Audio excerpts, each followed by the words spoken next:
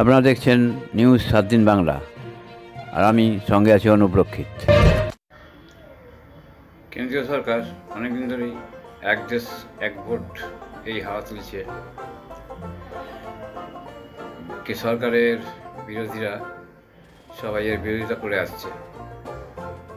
তৃণমূল, বাম, কংগ্রেস, ডিএমকে, এরপর আপ এর বিরোধিতা করলো। কি বললো শুনুন। আজ রবিবার এক দেশ এক ভোট নিয়ে প্রাক্তন রাষ্ট্রপতি রামনাথ কোবিন্দের নেতৃত্বাধীন কমিটির বৈঠকের 24 ঘন্টা আগে কড়া চিঠি পাঠালো আপ। কমিটির সচিবকে পাঠানো 13 পাতা সেই দিল্লিতে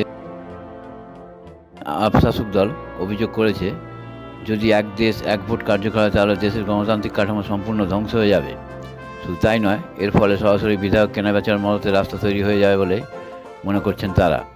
অর্থাৎ জয়ী এমএলএ ও এমপিদের প্রায় প্রকাশ্যেই বিক্রি হয়ে যাওয়ার আশঙ্কা রয়েছে। রাজনৈতিক মহল মনে করছে, শনিবার আম আদমি পার্টির এহেন চিঠি কার্যত বুঝিয়ে দিল যে এক দেশ এক ভোট প্রণয়নের বিরোধিতায় আরও এক কাট্টা হচ্ছে মোদী বিরোধী ইন্ডি জোট।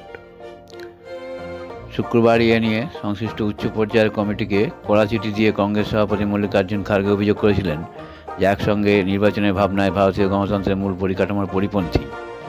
শনিবার এ বিষয়ে ওই উচ্চ পর্যায়ের কমিটির সচিব নিতেন চন্দ্রকে আম আদমি পার্টি যে চিঠি দিয়েছে তাতেও যেন খার্গের সেই স্বরই ফুটে উঠেছে।